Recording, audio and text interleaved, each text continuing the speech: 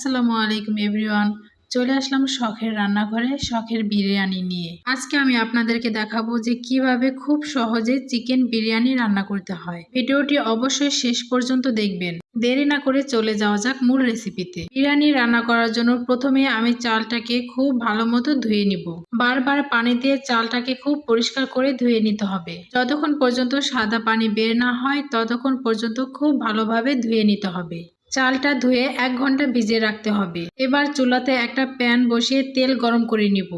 তেলটা গরম হয়ে আসলে দিয়ে দেব বেশ কিছু পেঁয়াজ কুচি। পেঁয়াজটাকে আমি খুব সুন্দর করে ভেজে বেরেস্তা করে নিব।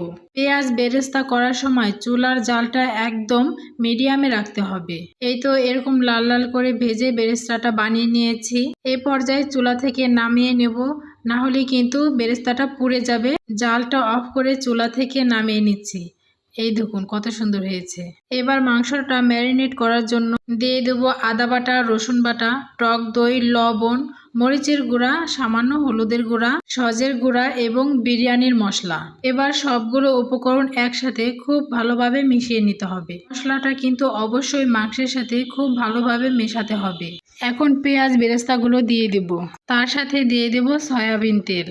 আবারও সবকিছু মিশিয়ে নিব। বিরিয়ানিটা রান্না করার সময় মাংসটাকে খুব সুন্দর করে ম্যারিনেট করে 30 মিনিটের মতো রেখে দিতে হবে। এতে করে সমস্ত মশলা মাংসের ভিতরে খুব সুন্দর করে ঢুকে যাবে। এখন আমি 30 মিনিটের জন্য রেস্টে রেখে দিব। দেখতেই পাচ্ছেন কত সুন্দর হয়েছে ম্যারিনেট করা, মনে হচ্ছে যেন এখনই খেয়ে নিই। এবার আমি আলুগুলোকে ভেজে নিব। আলুর মধ্যে দিয়ে দিলাম একটু লবণ আর হলুদ। অনেকেই আছে যারা বিরিয়ানিতে আলু পছন্দ করে না, তারা যদি আলু না দিতে চায় তাহলে কোনো সমস্যা নাই। এবার আমি আলুগুলোকে তেলের মধ্যে দিয়ে একটু হালকা লাল লাল করে ভেজে নিব। আলুগুলো ভাজা হয়ে গেলে একটা বাটিতে আমি তুলে নিব। এবার ম্যারিনেট করা মাংসটা রান্না করার পালা। প্রথমে একটা পাতিলে আমি তেল গরম করে নিয়েছি। এবার ম্যারিনেট করা মাংসগুলো তেলের মধ্যে দিয়ে দিচ্ছি। মাংসগুলো খুব ভালোভাবে নেড়েচেড়ে রান্না করতে হবে। মাংসটা রান্না করার সময় কিন্তু চুলার জালটা মিডিয়ামে রাখতে হবে, না হলে কিন্তু নিচে লেগে যাবে। আমি একটা খুন্তির সাহায্যে খুব ভালোভাবে নেড়েচেড়ে রান্না করে নিচ্ছি। একটা কথা, এই মাংসটা রান্না করার সময় কিন্তু ভুলেও পানি দেওয়া যাবে না। আপনারা অবশ্যই চেষ্টা করবেন পানি না দিয়ে রান্না করার জন্য। এরপর আমি ভেজে রাখা আলুগুলো দিয়ে দিলাম। আলুগুলো দেওয়ার পরেও আমি মশলাগুলোকে আবার খুব সুন্দর করে মাংস এবং আলুর সাথে মিশিয়ে নিচ্ছি। মিশানো হয়ে গেলে মাংসগুলোকে একটা ঢাকনা দিয়ে ঢেকে খুব সুন্দর করে রান্না করে নিতে হবে। আমি কিন্তু একটুও পানি দিইনি, দেখেন মাংসটার থেকে কি সুন্দর পানি ছেড়ে দিয়েছে। এভাবে মাংসগুলোকে অল্প আঁচে খুব ভালোভাবে নেড়েচেড়ে রান্না করে নিতে হবে। আমি আবারও ঢাকনা দিয়ে ঢেকে রান্না করব প্রায় 6 থেকে 7 মিনিটের মতো।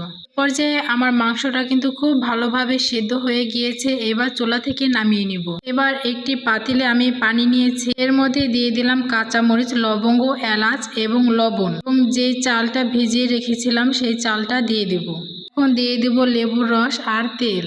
পানিটা খুব ভালোভাবে বলক আসার পরে কিন্তু চালগুলো দিতে হবে। একটা বলক দেওয়ার পরে আমি জালটা একদম মিডিয়ামে রাখবো, যাতে চালগুলো বেশি নাড়াচাড়ায় ভেঙে না যায়। চালটা যখন অর্ধেকটা সিদ্ধ হয়ে যাবে, এই পর্যায়ে চুলা থেকে নামিয়ে পানি ঝরিয়ে নিব। এবার চুলাতে একটি তাওয়া বসিয়ে তার উপরে পাতিলটা বসিয়ে দিব। এবার সেদ্ধ করে রাখা রাইসগুলো সব মাংসের উপরে দিয়ে দিতে হবে।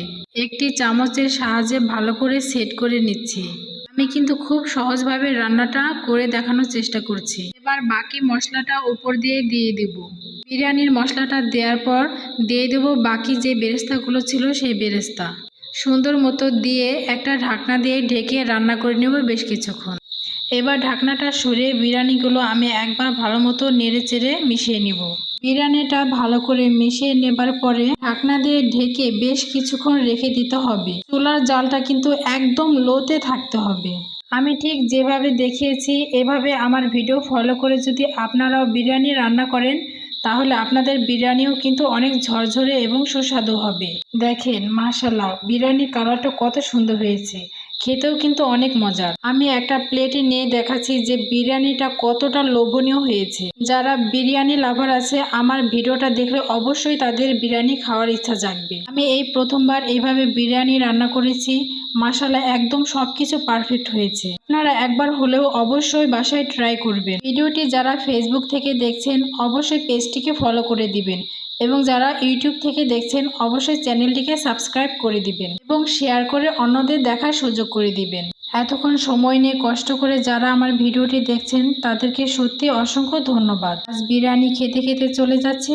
আপনারা সবাই ভালো থাকবেন, সুস্থ থাকবেন। আল্লাহ হাফেজ।